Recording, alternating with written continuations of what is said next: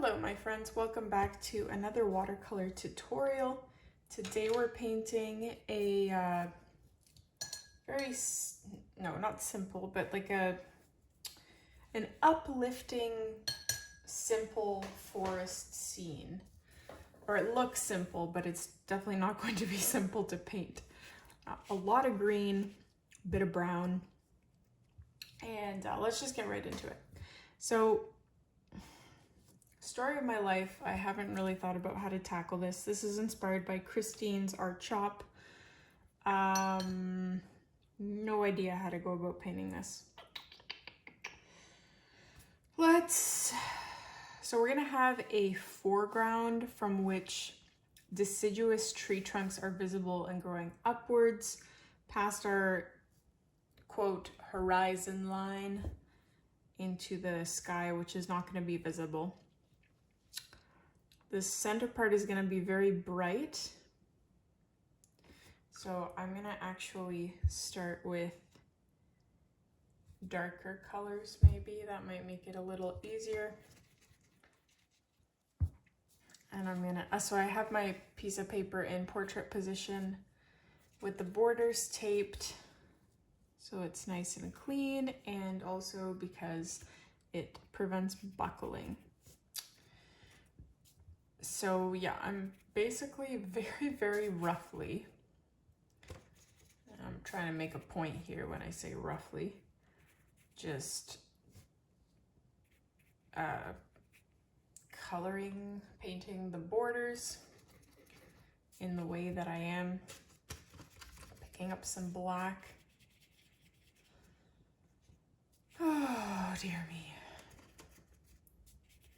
Mixing black in there just to have some darker sections as well. Maybe I should just take black and mix that in.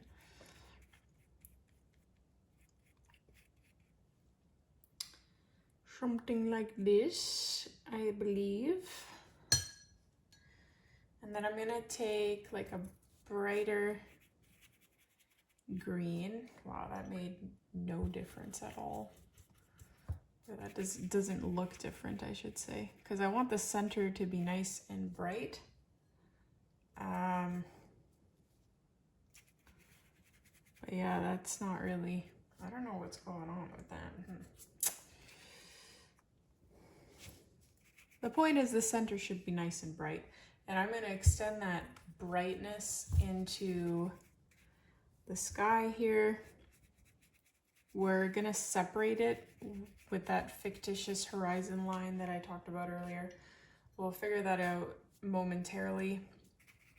For now, we're just laying our background. And I'm trying to make this center part here super bright, so I'm rinsing my brush from pigment and then lifting off the color that I've already plopped down. So I got a little excited. I love this part of paintings where it looks like a giant blob. And, you know, many years ago, I would have felt very discouraged seeing this, thinking, how is this going to turn into anything?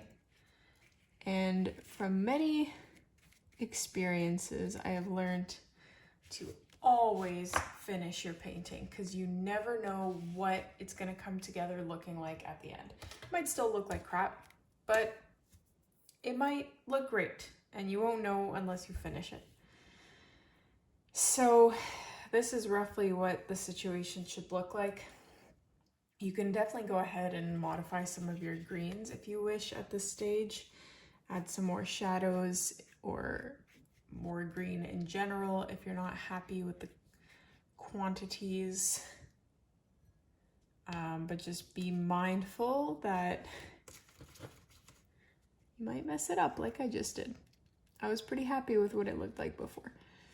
And now I'm thinking, why did I do that? It's because I wanted the foreground to be darker.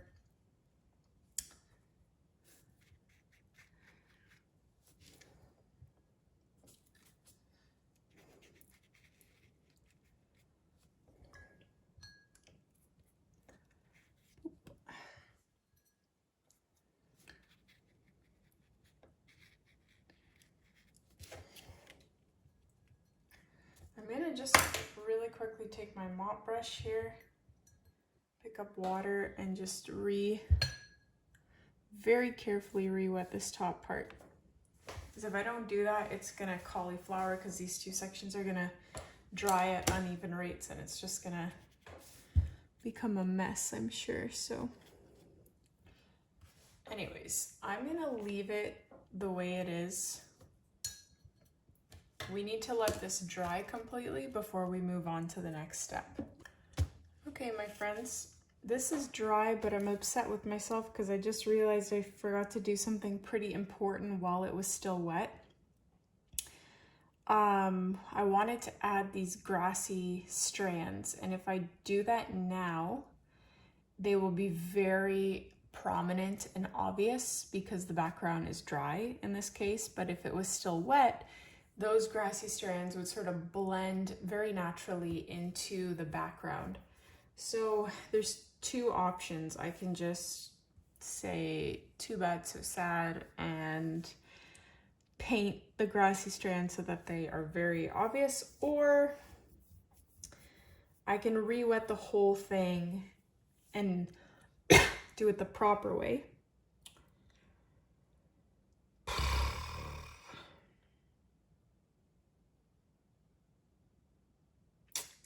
I'm just gonna re-wet it. But I don't want to. I have to do it. I can't just let it go. So for those that watch my videos first and then paint, kudos to you. Because you probably see what I do wrong and then you do it right the first time around. So I only re-wet the part that's relevant, in my opinion. I really know I should re-wet the whole thing. I don't know. 'Cause again, it might dry at a different rate. So I've got to do this quickly because I didn't wet it significantly. So I'm taking my size quadruple 0 here and just adding some random grassy strands. I need a bigger brush. What is this? 00. There we go. So see how they're much more naturally blending into the background? I guess you don't have the alternative comparison, but no, you'll see it because we'll still add some grassy strands when it is dry, but this is just a good, this is what you want, some background, if that makes any sense. It makes it so much easier later on, trust me, if you have background.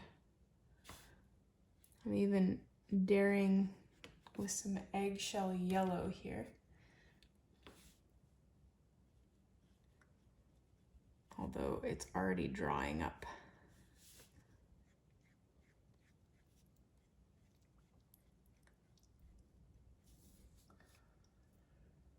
Is this necessary? I don't know. I guess it depends what your preferences are, and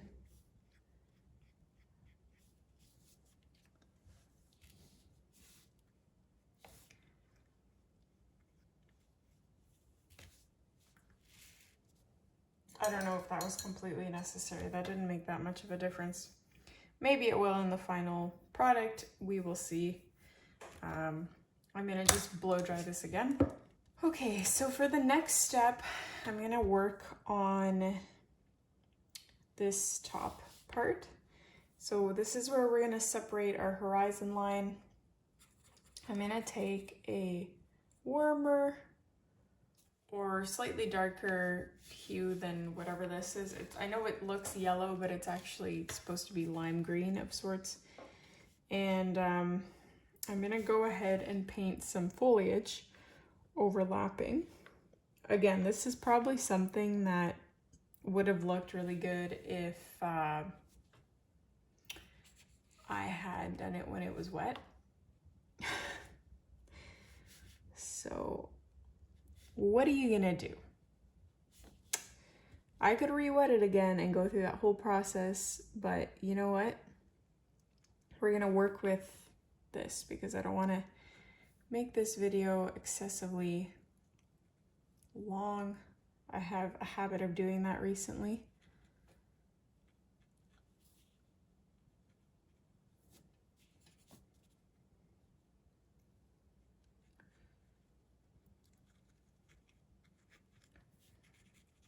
So I really just want a little bit of foliage sticking out into this light part, and the rest doesn't matter too much, which is why I'm just filling it in roughly.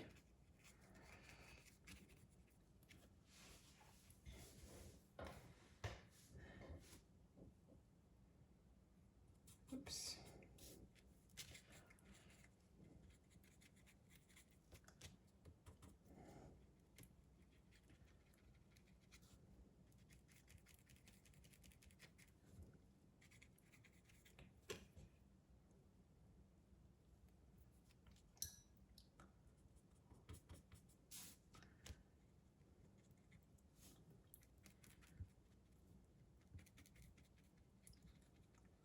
Okay.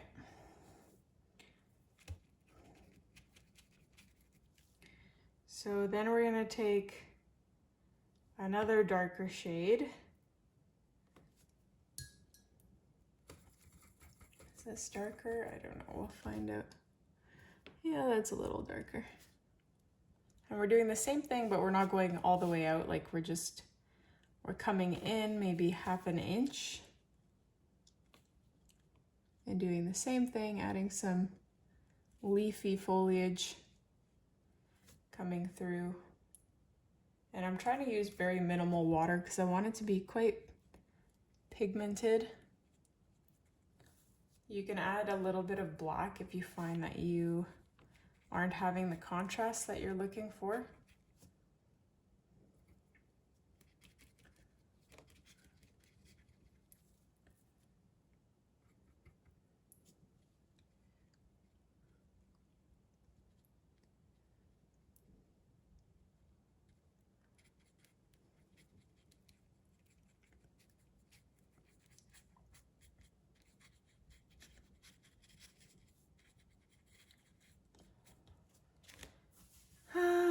And then we're gonna take another shade up. I should probably let this dry in between layers. I don't feel like it.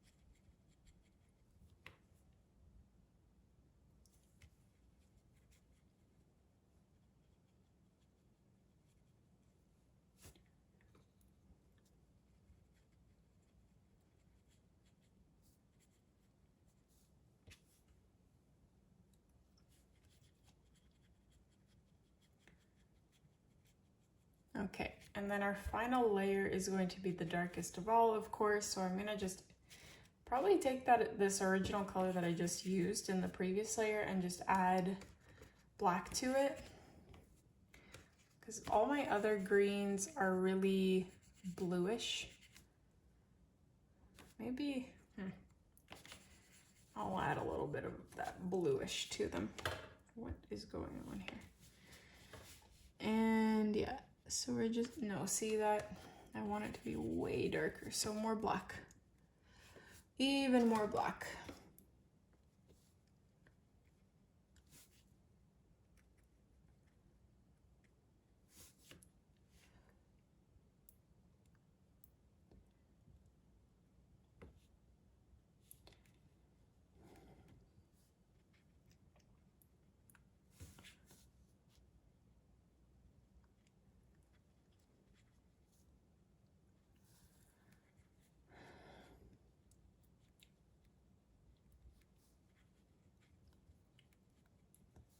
And this is the part where you probably should morph it in with the bottom, if that makes sense. I'm gonna just twist this down. This is roughly where we're going to paint our horizon line.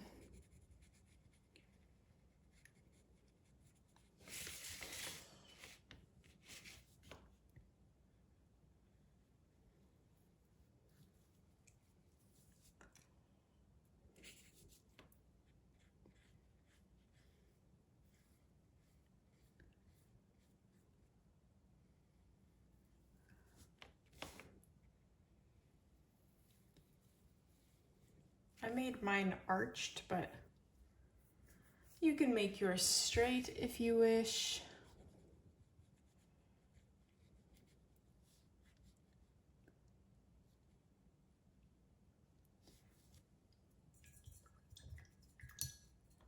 Okay.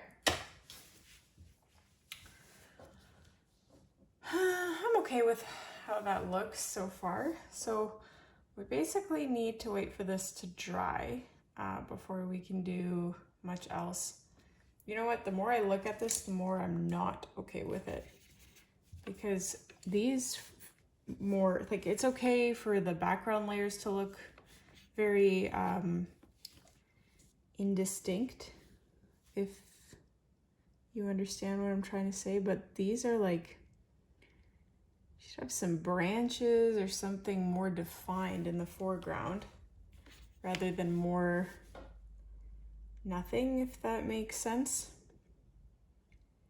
So I'm going to try and add a little bit of detail to this.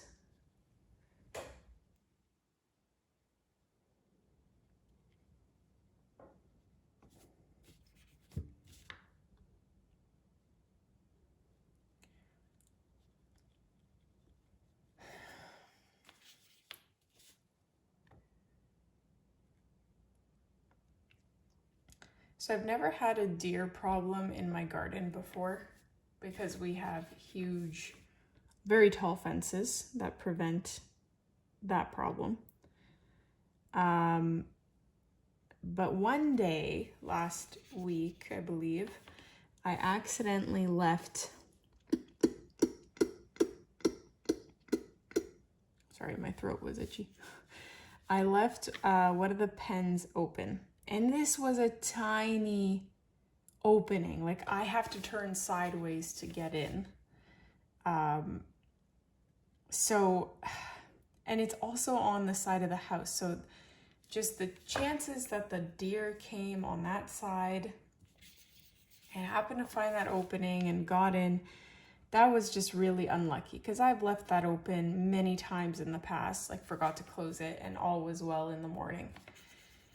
But this deer must have tasted the goodness of what was inside that pen and decided this is worth putting effort into. And subsequent days, when I closed the pen, it must have jumped the fence, because the next day after the first incident, I thought I noticed more of my sweet peas missing, like chomped in half. But I was like, oh, maybe I just didn't notice. And then the next day I come back and half of them are basically chomped halfway down, in addition to my strawberry plants, which also got quite a bit of damage. And that's when I was like, okay, this is the work of a deer jumping my fence. And then when I took a closer look, indeed, in fact, I did see the hoof prints in the soil. So this darn thing was just having a free meal when it lives in a forest and there is so much foliage around, but it just needs to eat my strawberries and my sweet peas. I am just so grateful that my row of tomatoes was kind of hidden behind the sweet peas, so it didn't quite get there, because those tomatoes are so robust and beautiful looking this year for the first time. They already have green tomatoes on them, and I would have been devastated if they chomped those to the ground. Anyways, oh dear. We're gonna wait for this to dry. I'm much happier with the detail in the background, the foreground of the background. We're gonna let this dry before we do the next step. So this is relatively dry. I'm gonna grab a little bit of green and I'm gonna add some more grassy strands if I can in a inconspicuous way. And then we're also gonna white. You can skip this part if you don't want to put in the effort for these extra grassy strands. I don't blame you. I kind of don't even want to do it, but I might just go to my go-to, which is using lately silver metallic. It has been looking really gorgeous in my paintings when I don't know what else to do. So I might just resort to that in a moment. So yeah, my previous little story about my garden and the deer, the whole point of that was to say that, yeah, my tomatoes are doing so well this year, and I'm so grateful that I think we solved the problem that I've been experiencing the last 2 to 3 years. The first year when we first moved here in, I guess 4 years ago now, 4 summers ago, my garden was prolific. Everything was great. And then the next year was half that amount. And then the next 2 years were just horrible. Like production was I put so much effort in, so much time weeding, so much time watering, everything. It was just a waste of time, unfortunately. And I was like, what is going on? Because I even did a soil test and the soil test came back like fairly good. So I just didn't understand what was happening. And then I noticed that next to my compost, where my compost used to be, it was there for a year or two and then we moved it. A like rogue volunteer tomato just grew from a seed, I guess, that was in the compost. And this area that it grew, it got maybe an hour or 2 of sunshine a day, maybe, because it was behind the shed. And this was the most prolific tomato plant. It produced more tomatoes than all of my other 50 plants combined. And just think about how pathetic my other plants must have looked. Half of them died, half of them were orange and twigs. I didn't know what the heck was going on. And that's when I realized that, you know what? It's my soil. My soil is just completely void of nutrients. Because if this random tomato that gets almost no sunlight for a plant that requires sunlight, and it's doing so well, clearly, and it's where my compost used to be, so that soil is super fertile. Bam. I brought in compost this year and everything is doing so well. I knock on wood. Of course, that's the year the deer decide to become athletes and jump a 6 to 7 foot fence, but 'tis what it is. We're gonna come back to this and paint white flowers, but before we do that, I want to paint the tree trunks that I mentioned at the very beginning of this video. I'm gonna try to do this fairly quickly because we're almost 30 minutes in, and I just know these tree trunks usually take me a very long time because I'm very slow at tree trunks. I want to get them perfect. So I'm gonna do my best here to speed this part along.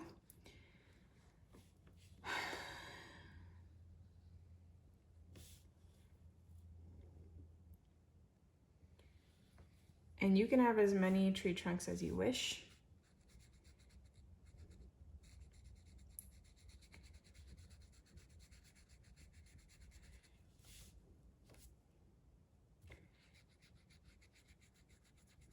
The reason why I'm kind of coloring the tree trunk is because I want to blend the watercolors that are underneath it so that you can't see the leaves, the foliage, the whatever else that was painted underneath the tree trunk.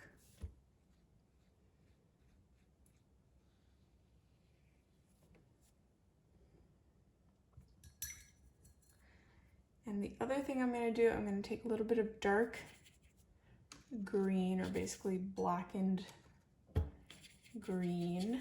If I can get enough black, I need to refill my black. And I'm going to add a shadow for my tree.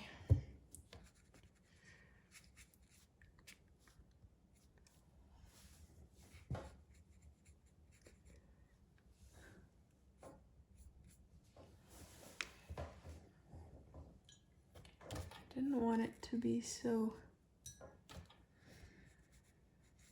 thick, the shadow. Anyway. And then, oh, I forgot I was gonna use silver. Whoops, let me pick up that silver now and show you what I mean.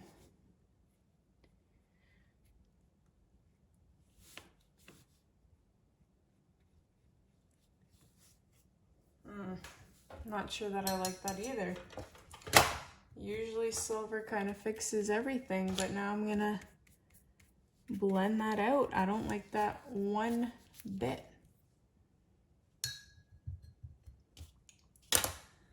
That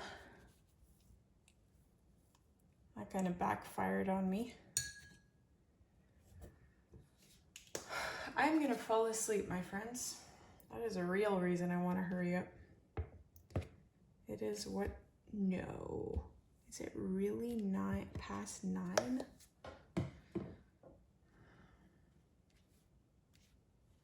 I need to go to sleep.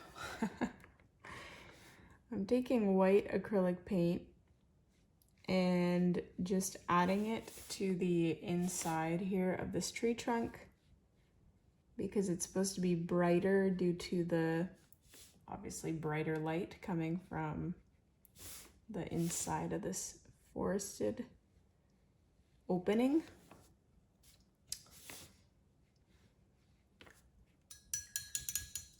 And then I'm just gonna pick up more brown and try and blend some of that white in so it's not as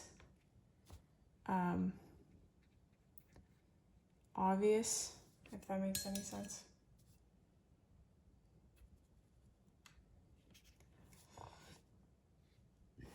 Maybe I should take black instead. I've said in previous recent videos where I was painting tree trunks that I can't get the details of deciduous tree trunks right. They always look off to me and I'm never completely satisfied with them. I don't know what it is. It's a wee bit discouraging.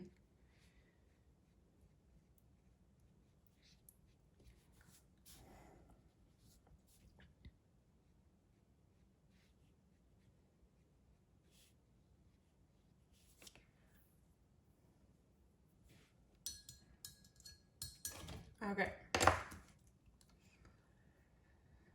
I'm gonna leave that one for now. Let's move on to the next tree trunk so that we don't make this another hour-long tutorial,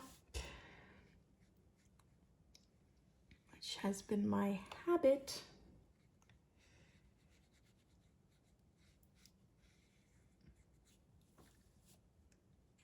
I am having them leaning towards the inside.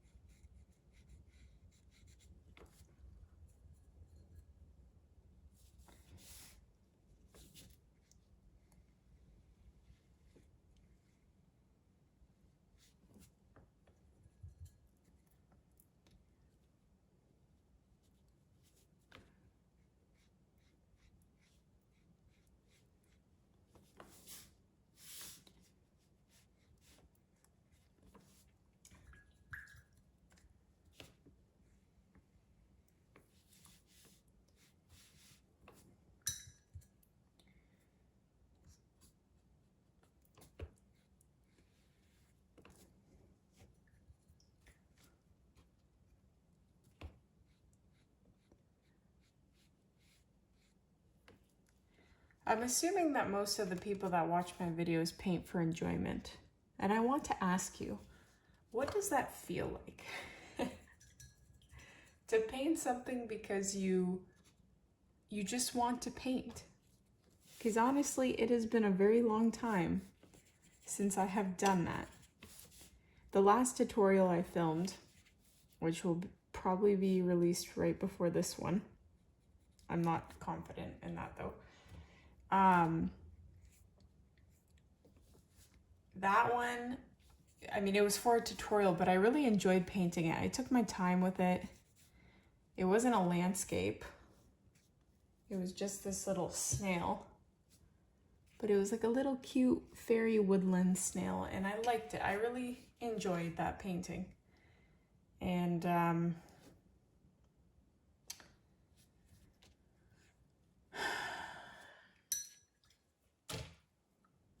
I should, no, who am I kidding? Even if I had the summer pre-painted, I would not paint. I never have. The last 2 or 3 summers that I've had pre-painted, the entire summer was just painted up until September. I did not pick up a paintbrush for like 3 or 4 months. So, just when you start doing something as a job, it doesn't bring you the same amount of joy that it used to. That has been my experience for basically everything that I've done. I used to have a nail art painting channel on YouTube, where I obviously painted my nails for every tutorial. And so I just showed people how to paint different designs. It was a lot of, like, I did it at the beginning because I really enjoyed doing it. That's why I started the channel. I never thought I'd start making money off of it. And then, you know, because I had to do it,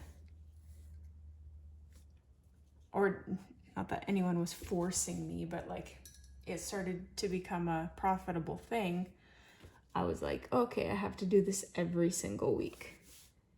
And after about a year of doing it, I hated it. I hated painting my nails. I hated that I had to use acetone to take these designs off my fingers that had like sometimes like 6-7 layers of nail polish.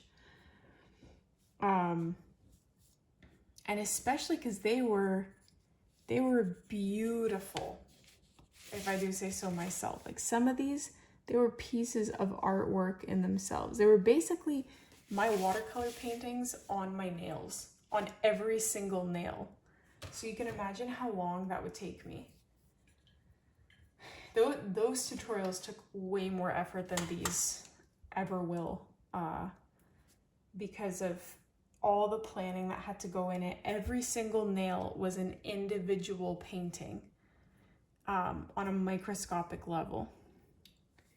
Where was I going with that? What was my point? Oh, that anything I've ever started doing out of love for it, I ended up not enjoying it in the end because it was an extrinsic motivation, which is just how she rolls. It's not that I don't enjoy painting. I love the end result of my paintings, but sitting down and like I really, really have to motivate myself to get up and do it sometimes. But that's just how she rolls.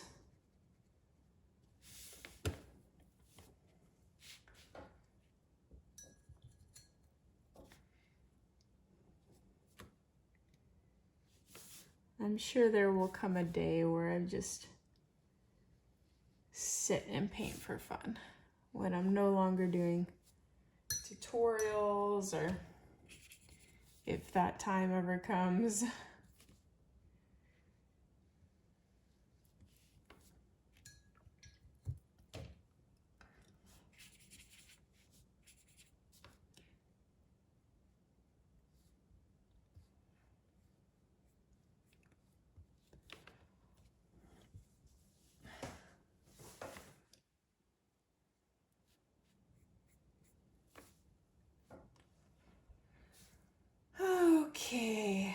let's see here. I could keep going and painting more trees, but we are 40 minutes in, and once again, I have a very long tutorial. That was not the intenzione.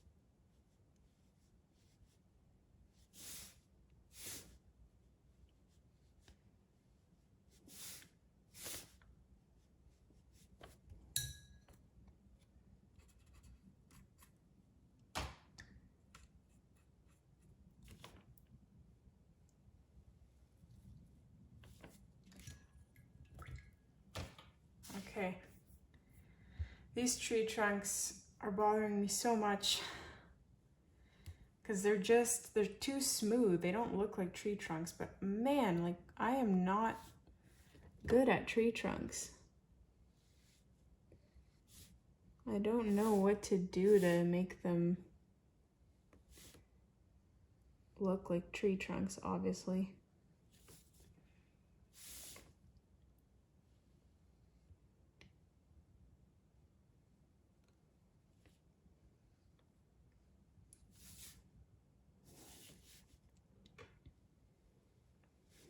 Oh, fun fact, that doesn't affect any of you. But I just learned that my local, very rural library has, I believe, fiber internet. So I don't have to anymore wait for my videos to upload for 14 hours. Why am I using green on a tree trunk? What is happening here? Yeah, I can just use, go to the library and upload my video in a matter of minutes. So that's great news for me.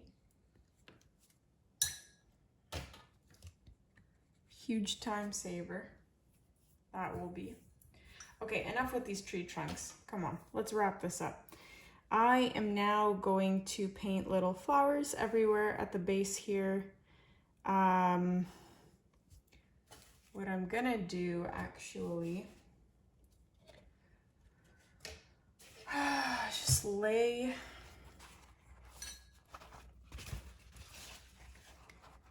this paper towel down and then take this white acrylic paint .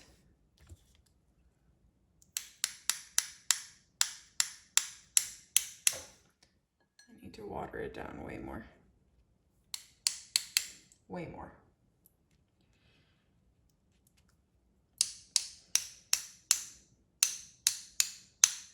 What is going on? Maybe it's the paintbrush. Some of these paintbrushes are really good for this and some of them are not. And that one I guess was not. So I'll just paint these manually.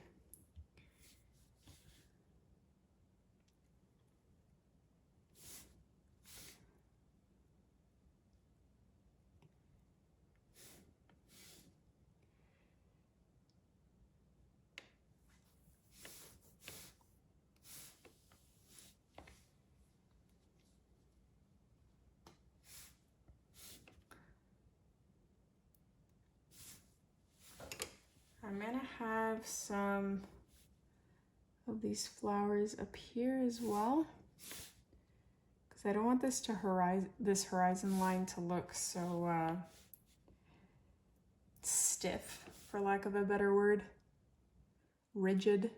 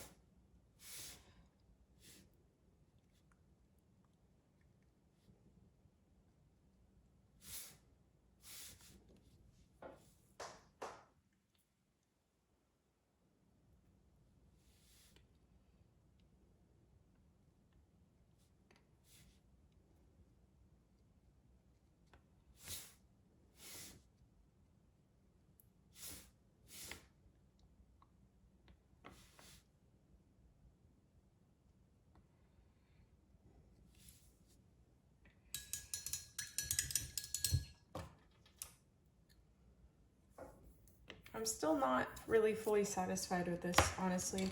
I'm unhappy with it, so let me just pick up some silver watercolor here. And oh my, what on earth happened there? Is that my sign to not do this? Because that, I don't know what happened there.